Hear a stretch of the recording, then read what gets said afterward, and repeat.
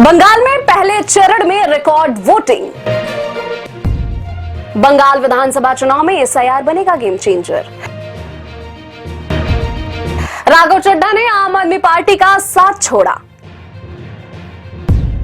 तमिलनाडु में रिकॉर्ड मतदान। इजराइल और लेबनान के बीच युद्ध विराम। यूपी बोर्ड परीक्षाओं में छात्राओं ने मारी बाजी। नमस्कार, मैं हूं मोनिका पांडे और आप देख रहे हैं वेब दुनिया की खास पेशकश WD नाउ, जिसमें बात करेंगे सप्ताह भर के सुर्खियों की एक अलग अंदाज में।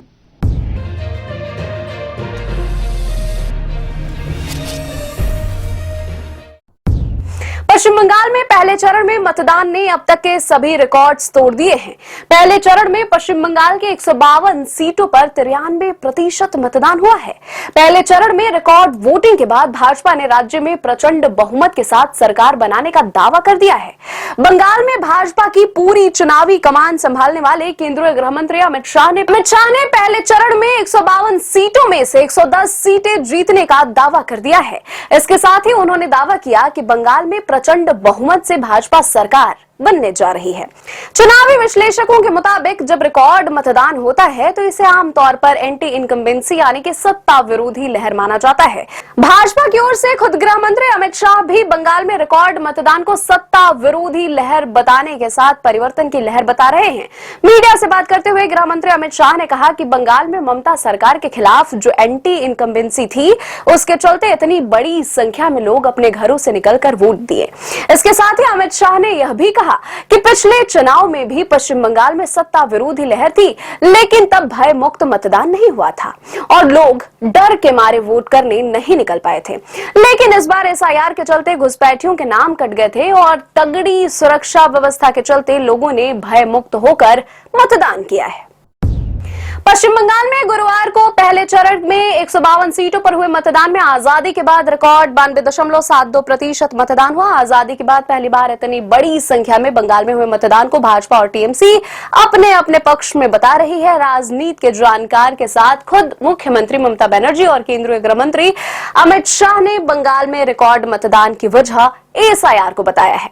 दरअसल बंगाल में पहले चरण में रिकॉर्ड वोटिंग के बाद अब एसआईआर गेम चेंजर बनता दिख रहा है। बंगाल में एसआईआर की प्रक्रिया में 91 लाख व्यक्तियों के नाम मतदाता सूची से हटा दिए गए थे। साल 2021 के विधानसभा चुनाव में 82.17% के मुकाबले 11% अधिक 92.72% मतदान हुआ है। यानी एसआईआर में जितने प्रतिशत नाम कटे उतने प्रतिशत ही बंगाल में वोटिंग परसेंटेज बढ़ा। वहीं बंगाल में पिछले विधानसभा चुनाव में टीएमसी और भाजपा के बीच वोट शेयर का अंतर केवल 10% था। ऐसे में हटाए गए नामों की संख्या इस अंतर से अधिक है। ऐसे में बंगाल में एसआईआर इस बार गेम चेंजर बनता हुआ दिख रहा है। 2027 में होने वाले पंजाब विधानसभा चुनाव से पहले आम आदमी पार्टी को बड़ा झटका लगा है। सांसद राघव चड्ढा ने आम आदमी पार्टी छोड़कर भाजपा का दामन थाम लिया है। राघव चड्ढा ने दावा किया कि उनके साथ आम आदमी पार्टी के 7 और राज्यसभा सांसदों ने भी पार्टी छोड़ दी है। शुक्रवार को प्रेस कॉन्फ्रेंस कर राघव चड्ढा ने कहा कि हमने तय किया है कि हम राज्यसभा में आम आदमी पार्टी के 2/3 सदस्य संविधान के प्रावधानों के अनुसार बीजेपी में शामिल हो रहे हैं। राज्यसभा सांसद संदीप पाठक और अशोक मित्तल के साथ प्रेस कॉन्फ्रेंस में राघव चड्ढा ने कहा कि आम आदमी पार्टी, जिसे मैंने अपने खून पसीने से सींचा और जिसे मैंने अपनी युवावस्था के 15 साल दिए, वह अपने सिद्धांतों, मूल्यों और बुनियादी नैतिकताओं से पूरी तरह भटक चुकी है। अब यह पार्टी देश या राष्ट्रीय हित के लिए काम नहीं कर रही है, बल्कि निजी स्वार्थ के लिए काम कर रही है। इसके साथ ही राघव चड्ढा ने कहा कि आप में से कई लोग पिछले कुछ वर्षों से मुझसे कहते आ रहे हैं और मैंने भी व्यक्तिगत रूप से यह महसूस किया है कि मैं सही आदमी हूं लेकिन गलत पार्टी में हूं। मैं दोहराता हूं, मैं सही आदमी हूं लेकिन गलत पार्टी में हूं। इसलिए आज मैं घोषणा करता हूं कि मैं आम आदमी पार्टी से खुद को अलग कर रहा हूं और जनता के पास जा रहा हूं।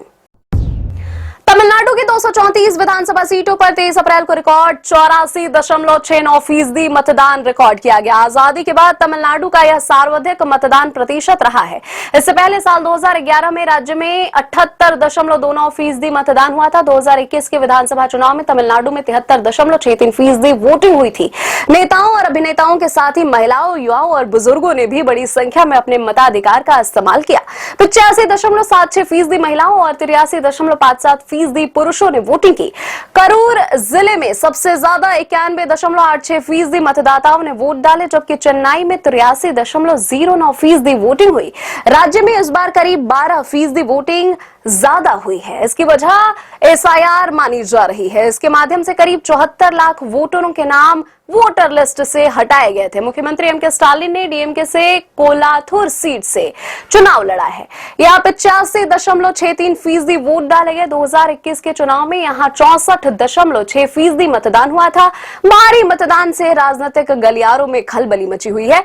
तमिलनाडु की राजनीति में महिलाएं हमेशा से गेम चेंजर रही हैं। महिलाओं के मतदान प्रतिशत से भी राजनीतिक दलों की चिंता बढ़ती नजर आ रही है।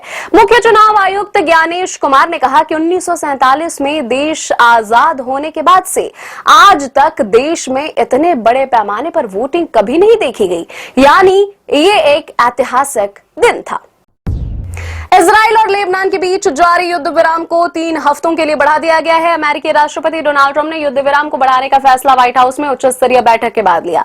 ट्रंप ने ओवल ऑफिस में इजराइल और लेबनान के राजदूत से मुलाकात के बाद यह फैसला किया है। इसके साथ ही ट्रंप ने यह भी कहा कि क्षेत्र में स्थिरता लाने के लिए ईरान को हिजबुल्लाह को दी जाने वाली अपनी फंडिंग बंद करनी होगी। ट्रुथ सोशल पर एक पोस्ट में ट्रंप ने बैठक को सार्थक बताया और कहा कि हिजबुल्लाह के असर का मुकाबला करने के लिए अमेरिका लेबनान के साथ मिलकर काम करेगा।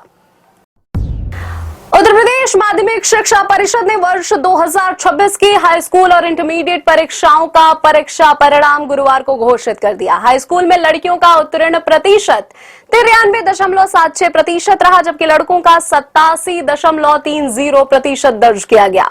वहीं इंटरमीडिएट में छात्राओं का पास प्रतिशत 86.32 और छात्रों का 75.04% रहा है। स्कूल में कशिश वर्मा और अंशिका वर्मा ने 97.83% अंक के साथ संयुक्त रूप से पहला स्थान हासिल किया है। अदिति 97.50% अंकों के साथ दूसरे स्थान पर रही, जबकि अर्पिता, ऋषभ साहू और परी वर्मा ने 97.33% अंक लाकर तीसरा स्थान हासिल किया है।